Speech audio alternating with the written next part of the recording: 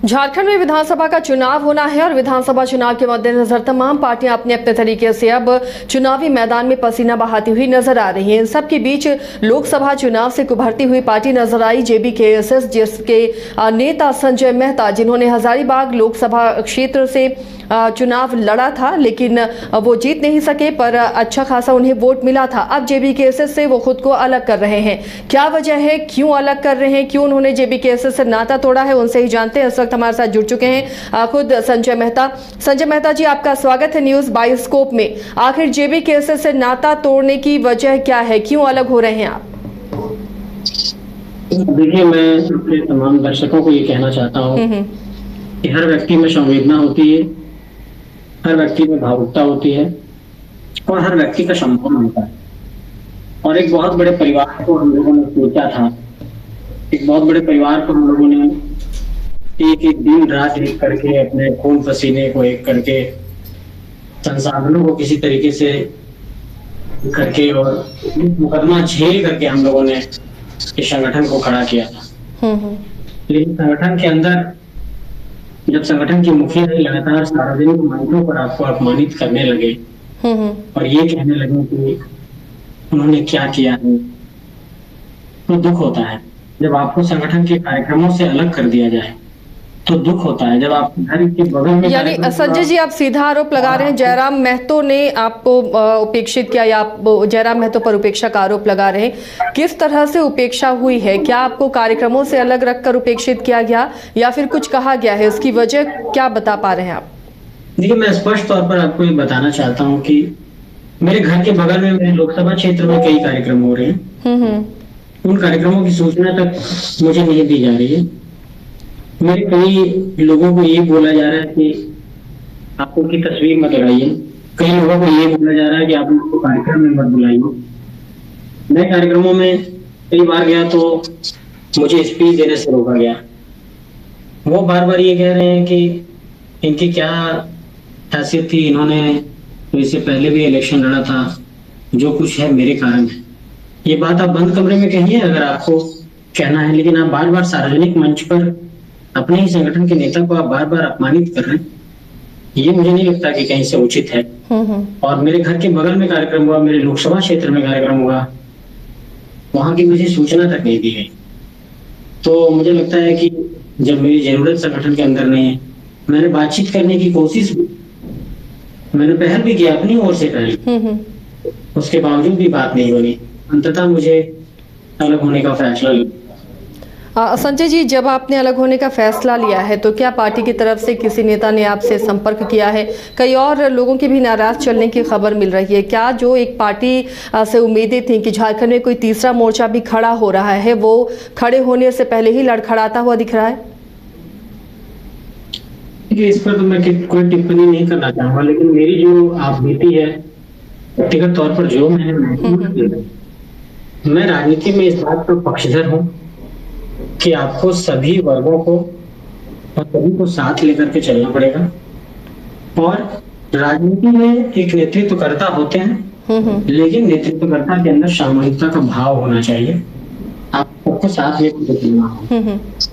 और अभी की तारीख में संगठन के अंदर हमारे जो नेतृत्वकर्ता हैं वो उभर कर नहीं आ पा रहे हैं सामने, क्योंकि उनको प्लेटफॉर्म नहीं मिल पा रहा है। सिर्फ तो एक व्यक्ति से संगठन का बोध नहीं होता है। संगठन का अर्थ है सामूहिकता, और जब सामूहिकता का भाव ही संगठन के अंदर से खत्म हो जाए तो कोई व्यक्ति कितना रह जाएगा। मैं मतलब व्यक्त नहीं कर सकता हूँ कि जिस तरह की परिस्थितियां मेरे लिए उत्पन्न की गई थी, मैं तो बहुत कुछ बातें नहीं कह पा रहा। हालात ये थे कि जो हमारे संगठन के जो कार्यक्रम होते थे उसकी स्टेज पर स्पीच नहीं देने के लिए कई बार बाधा मिली, कई बार रोकने की कोशिश होगी, और अंततः लास्ट में संगठन के कार्यक्रमों से दूर रखा। तो संजय जी, इसकी वजह क्या मान रहे हैं आप? क्यों ऐसा किया गया? मैं जो महसूस करता हूँ कि शायद बातचीत का अभाव, समन्वय का अभाव, या फिर मैं इस बात का पक्षधर हूँ कि ठीक है, एक संगठन में एक नेतृत्वकर्ता होना चाहिए, पर नीचे सेकेंड लाइन की लीडरशिप आपको खड़ी करनी होगी। और जैसे ही संगठन के अंदर सेकेंड लाइन पर लीडरशिप खड़ा हो रहा था, हमने देखा कि हमारे मुखिया ही हमारे रांची लोकसभा के प्रत्याशी के बारे में बोल रहे हैं कि उनकी क्या पहचान थी, मेरे कारण उनका पहचान बना। हमारे कोडरमा लोकसभा प्रत्याशी के बारे में कह रहे हैं कि उनकी क्या पहचान थी, हमारे कारण उनका पहचान बना। वो हमारे संदर्भ में ये बात कहते हैं। मैं ये कहता हूँ कि ठीक है, एक अभियान हम लोगों ने चलाया, एक कैंपेन चलाया, एक संगठन बनाया, निश्चित तौर पर आपका भी मेहनत है उसमें, भी मेहनत है। लेकिन संजय जी, अगर अहम की भावना आ जाती है तो ऐसे में तो पार्टी ही बिखर जाएगी। आज आपने नाराजगी जाहिर की, कल 4 और खड़े हो जाएंगे, तो जिस पार्टी को आगे बढ़ना था वो पार्टी तो खड़ी होने से पहले, आगे बढ़ने से पहले ही धराशायी हो जाएगी। देखिए, मैं तो यही कहूँगा कि मेरी शुभकामनाएं हैं अपने तमाम साथियों को, लेकिन मेरे लिए जो स्थितियां उत्पन्न की गई थी वो बिल्कुल अनुकूल नहीं थी। उस जगह पर कोई भी एक व्यक्ति होगा, देखिए मैं बहुत ज्यादा छल कपट षड्यंत्र छल प्रपंच मैं नहीं जानता हूँ। बस मैं निकल गया था झारखंड के लिए कुछ करना है, मेरे पास और भी कुछ बेहतर विकल्प थे, वरना मुझे ये शौक नहीं था कि मैं FIR खाता चली। लेकिन बहुत विकट परिस्थितियां थी, मतलब मैं बयान नहीं कर सकता हूँ। तो कहते हैं कि आपने क्या मेहनत किया। चुनाव प्रचार में तो लोगों ने देखा है कि हमने क्या मेहनत किया है, रात दिन एक किया हम लोगों ने। हमारे चुनाव प्रचार में तो वो एक भी दिन नहीं आए, तो क्या हमने मेहनत नहीं किया। वो कहते हैं उनके नाम से सब कुछ आता है, तो सभी 8 सीटों पर आना चाहिए था उनके नाम से। अगर आप अपने ही संगठन के नेतृत्वकर्ताओं को आप अपमानित करेंगे सार्वजनिक मंचों से, ये परिपक्व राजनीति नहीं है। तो इसकी वजह कहीं ये तो नहीं संजय जी, सारे यूथ हैं, स्टूडेंट अभ्यर्थी रहे सभी, और ये एक छात्र आंदोलन से उभरे हुए नेता हैं, तो अभी राजनीति की समझ नहीं, ये समझ नहीं कि संगठन को कैसे लेकर चलना है, ये भी एक बड़ी वजह है। हो सकती है, लेकिन इतनी साधारण समझ तो हो सकती है कि सबको साथ लेकर के चलना चाहिए और सबको प्लेटफॉर्म दिया जाना चाहिए। क्या अगर नरेंद्र मोदी जी सबसे बड़े चेहरे हैं अपने संगठन के अंदर, तो क्या लीडरशिप को वहां पे अवसर नहीं मिल रहा? मैं ये कहना चाहता हूं कि आप किसी को ह्यूमिलिएट करके बहुत ज्यादा कंस्ट्रक्टिव पॉलिटिक्स नहीं कर सकते, और ह्यूमिलिएशन की पराकाष्ठा थी। अब संजय मेहता के पास आगे का क्या रास्ता है?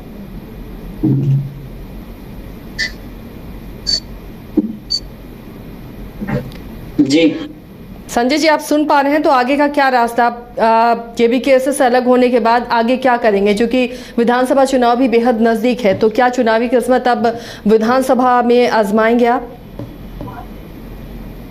मैं कहीं नहीं जाऊंगा और ना ही मैं चुनाव लड़ना चाहता हूँ। फिलहाल मैं अपने कार्यकर्ताओं के साथ बैठूंगा, अपने समर्थकों के साथ बैठूंगा, मैं उनको बुलाऊंगा। क्या किसी और पार्टी ने, किसी दल ने आपसे संपर्क करने की कोशिश की है संजय जी? जी, किसी और पार्टी ने आपसे संपर्क करने की कोशिश की है? नहीं, ना किसी ने संपर्क करने की कोशिश किया और ना ही मेरी कोई इच्छा है कहीं जाने की। मैं झारखंड और झारखंडियत के संघर्ष को आगे बढ़ाऊंगा, इस बात की गारंटी देता हूं, और मैं अपने संघर्ष को जारी रखूंगा। तो विधानसभा चुनाव लड़ने को लेकर कोई फैसला अभी आपने नहीं किया है? क्या हजारीबाग से निर्दलीय विधानसभा चुनाव लड़ सकते हैं आप? नहीं, बिल्कुल नहीं, मेरा ऐसा कोई इरादा नहीं। तो आगे क्या करेंगे अब? क्या आपके भविष्य की प्लानिंग है? संघर्ष करूंगा। किस तरह का संघर्ष? क्या वो राजनीति के क्षेत्र में होगा? झारखंड और झारखंड के विषय पर जिस नीतिगत समाधान का रास्ता हम लोग तलाशने की कोशिश कर रहे थे, उन्हीं बिंदुओं पर संघर्ष को आगे बढ़ाऊंगा। संजय जी, जो और साथी नाराज हैं, आपकी बात भी होती होगी उनसे जब आप जेबीकेएसएस से अलग हो रहे हैं, उन्होंने भी आपसे संपर्क किया होगा। उन्हें क्या मशवरा है? क्या वो आगे इसी पार्टी के साथ विधानसभा चुनाव में जाएंगे, या फिर जो नाराज हैं वो इसी तरह अगर अपने आप को उपेक्षित समझते रहे तो एक एक कर सभी अलग होते जाएंगे? कई साथियों ने संपर्क लेकिन वो भी दुखी हैं। संगठन के अंदर जो गतिविधियां हैं उससे वो भी दुखित हैं। तो आपके लिए कोई सजेशन उन साथियों की तरफ से आया है? नहीं, उन्होंने कहा कि आप फैसले पे पुनर्विचार करिए। लेकिन जेबीकेएसएस से आपके इस फैसले के बाद किसी ने कोई संपर्क नहीं किया? नहीं, जेबीकेएसएस से हमें संपर्क किया गया है, कई साथियों ने संपर्क किया है। वापसी का रास्ता क्या खुला हुआ है अभी भी? नहीं, फिलहाल तो मैंने फैसला ले लिया है। जयराम महतो से आपकी बात हुई संजय जी? नहीं, मेरी बातचीत नहीं हो पा रही है। तो उन्होंने भी आपसे संपर्क करने की कोशिश नहीं की? नहीं, उनसे मुझे लगता है कि 1-1.5 महीने से मेरी बातचीत नहीं। चलिए, तो अगर दिल से किसी पार्टी के साथ जुड़ा जाए और जिसे सभी ने मिलकर शुरू किया, अगर वहाँ उपेक्षा हो तो ये लाजमी है कि दुख होता है, और शायद इसी वजह से संजय जी ने अपना नाता जेबीकेएसएस से तोड़ा है। बहुत बहुत शुक्रिया संजय जी हमारे साथ जुड़ने के लिए और अपने विचार रखने के लिए। तो जेबीकेएसएस से ये हजारीबाग के लोकसभा उम्मीदवार थे संजय मेहता, जिन्होंने अब जेबीकेएसएस से अपना नाता तोड़ लिया है। इन्होंने कहा कि उपेक्षा की जा रही थी भरे मंच से, कई बार इन्हें उपेक्षित किया गया है और कई तरह की बातें इनके बारे में कही गई, और एक तरह से सीधे इशारा था कि जेबीकेएसएस के जो सुप्रीमो हैं, अध्यक्ष हैं जयराम महतो, अब उन्हें लग रहा है कि उनके दम पर ही ये पार्टी है और बाकी लोगों का कोई योगदान नहीं है। शायद इसी वजह से दुखी होकर इन्होंने ये फैसला किया है।